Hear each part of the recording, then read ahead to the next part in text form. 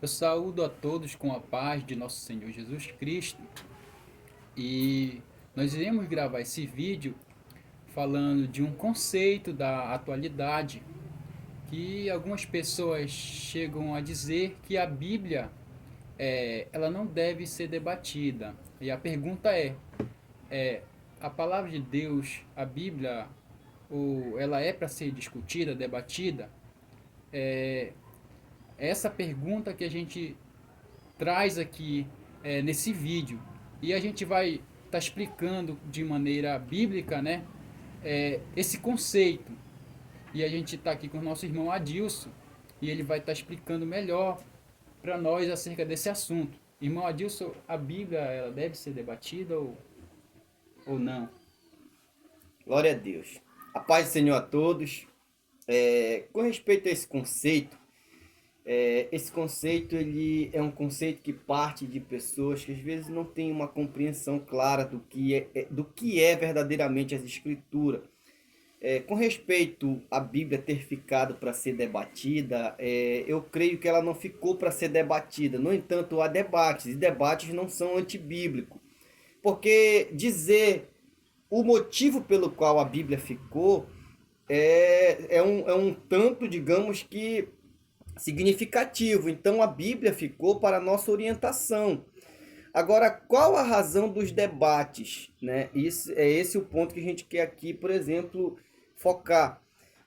Os debates existem devido a existir heresias, devido a existir conceitos errôneos, heréticos e destruidores. Então, se não existisse heresias, também não existiria debates. Por que que existe o debate? Porque as heresias, elas tentam perpetrar no seio cristão, no seio da igreja, e assim desviar a muitos.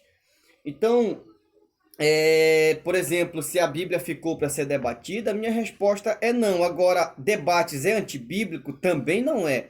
E é isso que eu quero aqui focar em mostrar para os irmãos. Por exemplo, se a gente for para as Escrituras, a gente vai ver, por exemplo, o apóstolo Paulo, em várias ocasiões, lá em Atos, capítulo de número 17, versículo de número 17 e 18, o apóstolo Paulo ele disputava, por exemplo, ali com os filósofos epicureus.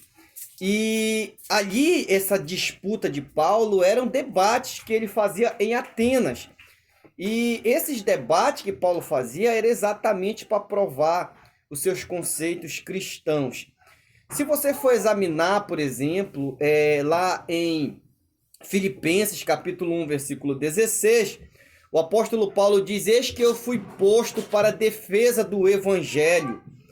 Então, veja, por exemplo, o apóstolo Paulo novamente focando e fincando de que ele defendia o evangelho. Então, debates não é antibíblico, senão Paulo não debateria. E ele é um dos que debatia e debatia muito bem, e também o apóstolo Paulo era um grande apologista.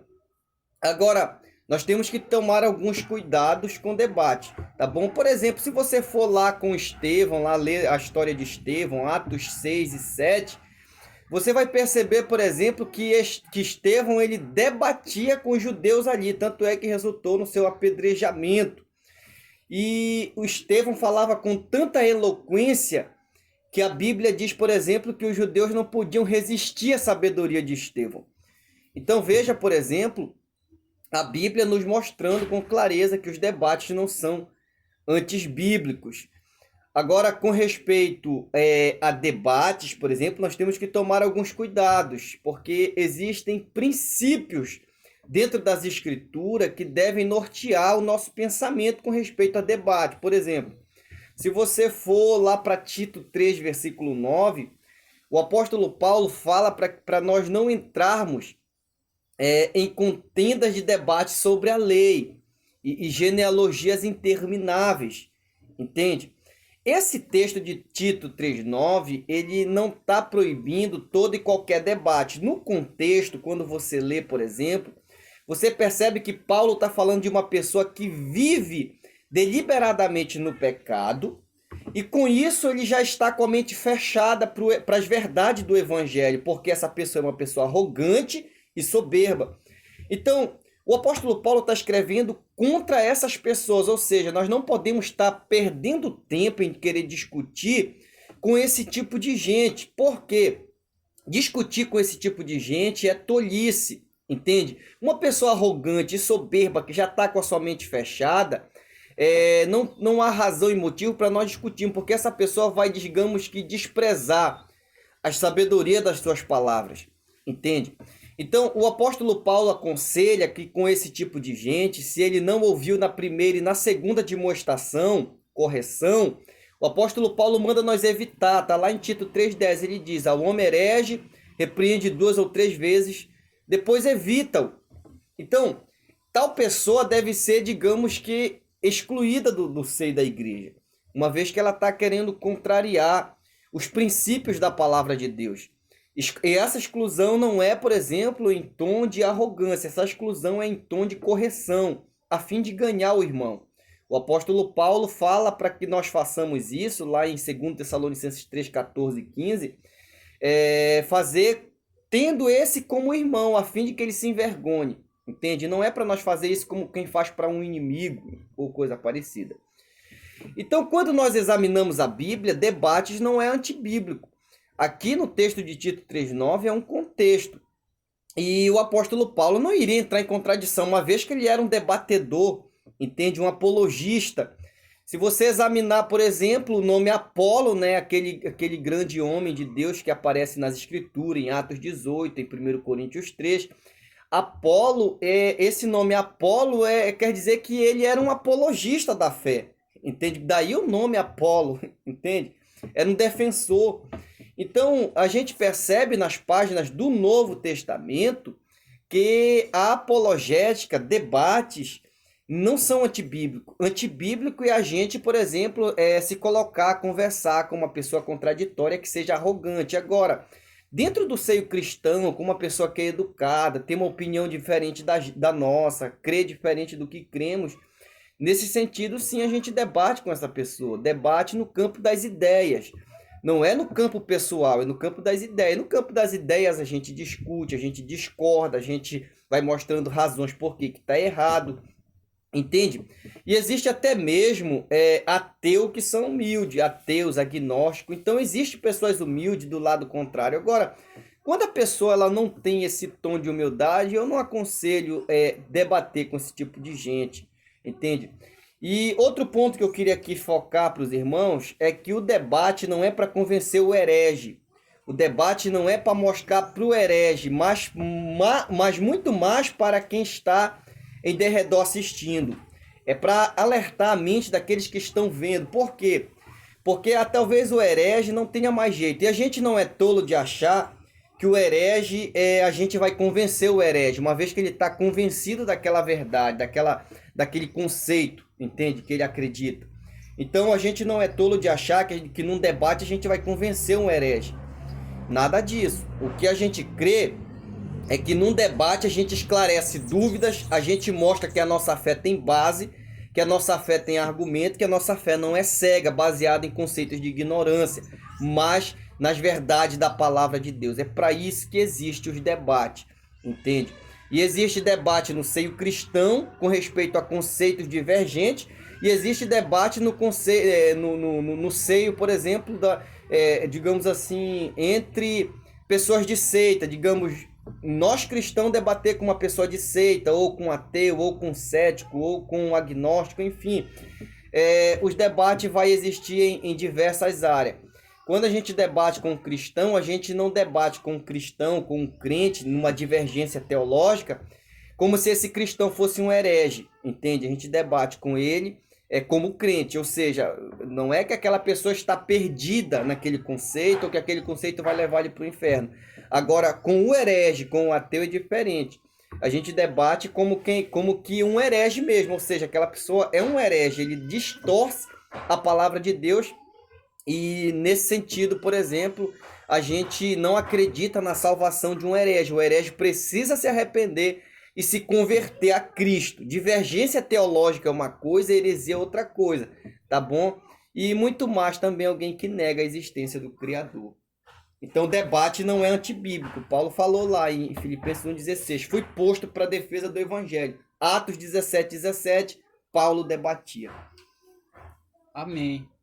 Temos uma resposta aí, né, muito precisa do nosso irmão aí, Adilson, a respeito de debate, né? E eu vi uma coisa muito interessante que ele falou, que foi sobre a apologética, né? Sobre apologista. E nós temos essa palavra, né? Essa palavra, pelo contrário, né? Ou seja, o melhor, ela está na Bíblia, né? E eu queria perguntar para o nosso irmão Adilson, né? O que é apologética? E também eu ouvi ele falar, né? A palavra herege, que vem de uma pessoa, de heresia, né? E quando ele explicar essa palavra apologética, depois eu vou pedir para o nosso irmão também explicar o que é heresia, né? O que é apologética, irmão Adilson? Ok. Apologética é uma palavra grega, tá bom? É você, por exemplo, defender com ética. De onde vem a palavra apologética? A apologética, ela é, por exemplo, uma transliteração do grego, e nós temos essa palavra na Bíblia. Lá em 1 Pedro 3,15, Pedro diz assim, ó, santificai a Cristo em vosso coração, estando prontos e preparados para responder a qualquer que pedir razão da esperança que há em vós. A expressão, o termo bíblico ali, responder, no grego é apologia.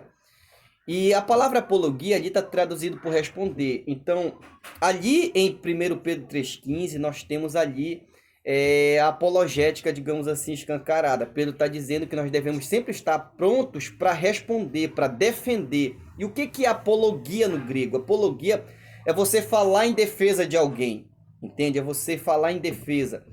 Então, a apologética é uma área da teologia, uma disciplina teológica que é responsável por argumentar em defesa da fé. Então, a apologética é nada mais, nada menos do que a defesa da fé, entende? Então, a apologética ela é muito importante. Então, quando nós olhamos, por exemplo, para a palavra apologética, nós temos essa palavra lá em Filipenses 1,16 que eu citei. Paulo disse, eu fui posto para a defesa do evangelho. Defesa ali no grego é apologia, entende? Então, a apologia, ela tá, por exemplo, a apologética, ela tá em toda a Bíblia. Tanto é que o Novo Testamento é fruto da apologética. Quando você vai lá para o livro, por exemplo, de Judas, versículo 3, Judas diz assim, ó, quando eu empregava toda a diligência em escrever-vos acerca da comum salvação, eu me senti obrigado a corresponder com os irmãos, ensinando a batalharem diligentemente pela fé que uma vez por todas foi entregue aos santos. Então veja, por exemplo, que Judas está dizendo que ele ali estava orientando a nós aprender a batalhar. O que batalha é essa que ele está falando para batalharmos pela fé? É exatamente a defesa da fé. É nós, por exemplo, defendermos a fé apostólica ensinada pelos apóstolos de nosso Senhor e Salvador Jesus Cristo. Por isso, lá no versículo 23 de Judas 1, né, que só tem um capítulo, ele fala, por exemplo, para nós arrebatar as pessoas que estão contradizendo o evangelho, para nós arrebatar essas pessoas do fogo, entende? Detestando até a roupa contaminada pela carne. Então, a apologética, ela é, por exemplo, vigente nas escrituras. A apologética, ela é explícita. E o Novo Testamento, ele é de caráter apologético. Então, quando a gente olha, por exemplo, para essa palavra, é uma palavra técnica, entende? Uma palavra técnica empregada dentro da teologia para descrever essa disciplina, essa área responsável pela defesa da fé, entende? Então, a apologética, eu volto aqui a repetir, ela é vigente, o Novo Testamento ele nasceu da apologética, guarda isso no teu coração. E com respeito, por exemplo, à palavra heresia, que o irmão aí perguntou, essa palavra heresia, ela é traduzida da palavra grega haireses. Nós temos ali, por exemplo, em 1 Coríntios 11:19, importa que haja heresias no meio de vós. A palavra heresia no grego em si, ela significa também, por exemplo, divergências, pontos de vista diferentes, entende? Agora, Quando você, por exemplo, toma essa palavra nos dias atuais, esta palavra heresia, ela ganhou uma conotação diferente do que era, por exemplo, no Novo Testamento. Então, nos dias atuais, heresia é quem nega as doutrinas fundamentais da fé cristã, entende? Quem nega o cristianismo autêntico. Então, essa pessoa é um herege que professa heresia. Então, vale ressaltar também que a palavra heresia no Novo Testamento, haireses do grego, ela é uma palavra que ela é traduzida tanto por heresia quanto por seita. Por exemplo, se você for para Atos 24, versículo de número 5 e 6, a Bíblia diz que Paulo era o defensor, o principal defensor da seita dos nazarenos. A palavrinha seita ali no grego é haireses, a mesma palavra traduzida por heresia. Mas seita também ganhou nos dias atuais uma conotação diferente do que era ali, por exemplo, dentro da sua palavra etimológica. Então, dentro da etimologia, haireses é tanto seita quanto heresia. Nos dias atuais, uma seita é um seguidor, porque seita é uma palavra, se não me engano, que vem do latim. É um seguidor, seita quer dizer seguidor. E o que é uma seita? São aquelas pessoas, por exemplo, que seguem cegamente um sistema. Vou aqui dar um exemplo, né? Por exemplo, existem aí muitas seitas aí nos dias atuais com respeito ao cristianismo. Aqui eu falo aqui não em tom de guerra santa, nada disso, mas em tom de instrução mesmo. Teologicamente, vamos lá, o pessoal, por exemplo, os testemunhos de Jeová, são considerados uma seita. Até porque eles são seguidores do seu fundador, que é o Charles Taze Russell, né? Então, esse fundador ali dos testemunhos de Jeová, ele chegou, por exemplo, a negar todas as doutrinas do cristianismo. Então, como que a gente identifica uma seita nos dias atuais? Alguém, por exemplo, que nega a inspiração plenária e verbal das escrituras. Alguém que diz, por exemplo, assim, olha, Jesus não é o único salvador. Alguém que crê que a sua igreja é que salva e que somente na sua igreja tem salvação. Por exemplo, os testemunhos de Jeová crê que só lá tem salvação, entende? Em nenhum outro lugar há salvação, segundo eles. Então, é por isso que são considerados seitas, entende? Eu vou aqui dar um exemplo. No cristianismo ortodoxo, na ortodoxia cristã, nós temos aí várias denominações de igreja. Temos aí presbiteriana, temos metodista, temos batista, temos Assembleia de Deus. Todas essas igrejas são evangélicas, elas não são seitas. Por quê? Porque nós não cremos que a salvação seja somente na Assembleia de Deus, seja somente na Batista. Nenhum batista vai crer que é somente lá na Batista que vai ter salvação, entende? Então, todas essas igrejas que são consideradas evangélicas, nós professamos a ortodoxia cristã e não negamos nenhum ponto fundamental da fé cristã. Nós não negamos que Jesus é o único Salvador, não negamos a inspiração plenária e verbal das Escrituras, não negamos a Trindade, não negamos, por exemplo, a personalidade do Espírito Santo, a divindade de Cristo. Nós não negamos, por exemplo, a natureza antropológica do ser humano, por exemplo, que é uma natureza caída. Nós não negamos, por exemplo, que somente por meio do novo nascimento que nós alcançamos a graça de Deus, né? Então nós não negamos nenhuma doutrina fundamental da fé cristã, entende? Nós não negamos que a igreja é coluna e baluarte da verdade. Nós não negamos que Deus instituiu o casamento e a família, o padrão tradicional de família, pai, mãe, filho, entende? Então, nenhuma dessas igrejas negam essas verdades, entende? Então, por isso nós não são seitas, somos igrejas evangélicas. Agora, só que para lembrar, por exemplo, há divergência dentro do seio cristão, por exemplo, presbiteriana. Às vezes nós divergimos entre um ponto, mas não no ponto fundamental, entende? Nós divergimos entre, às vezes, certos conceitos. Às vezes a pessoa crê em predestinação, nós já cremos em livre-arbítrio. Uns, por exemplo, já vai crer em tricotomia, outros vão crer em dicotomia, entende? Agora, o unitarismo é heresia. Quem crê que o ser humano é um ser uno, ou seja, de que não temos uma alma, e sim que nós somos uma alma. Isso é uma heresia. Então, nós temos que tomar muito cuidado, por exemplo, com isso. Então, o que é uma seita? Quem nega, entendeu? Quem nega que Jesus é o único Salvador, quem nega a Bíblia, quem nega a Trindade, são seitas. E esses são pontos fundamentais para você identificar uma seita. Então, uma heresia é quem nega também o ponto fundamental da fé cristã. Quem diz que o inferno não é eterno, quem diz que, não, que a alma não é imortal, pois a Bíblia mostra que a alma resiste à morte do corpo. Quem diz que a Bíblia não ensina a Trindade, quem nega a divindade de Jesus, quem nega a personalidade do Espírito Santo. Agora tem uma heresia nova aí surgindo, desigrejado, né?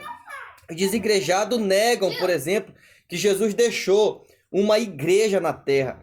Então nós temos que tomar muito cuidado, por exemplo, com respeito a esses dias atuais, entende? Então divergência teológica é uma coisa, e heresia é outra coisa, tá bom?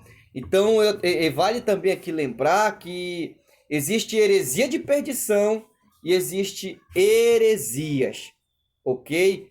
Então, heresias de perdição é uma coisa e heresias também é outra. Tudo é heresia, mas tem heresias que ela tem um grau mais elevado, um grau mais avançado e que são muitas das vezes ruins até para nós ouvir, até para ouvir é pesada, entende? São blasfêmias escancaradas contra Deus. Amém.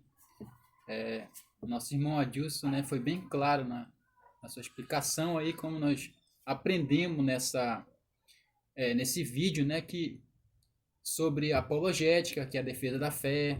Aprendemos, né, também sobre heresia, que alguns negam, né, as verdades, as doutrinas fundamentais da nossa fé cristã, né?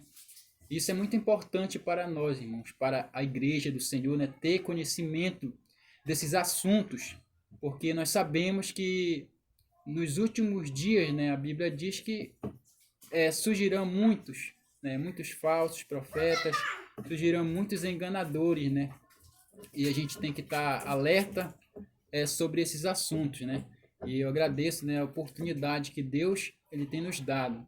Que Deus ele possa abençoar a sua vida no nome de Jesus. Fique na paz do nosso Senhor Jesus Cristo. Amém.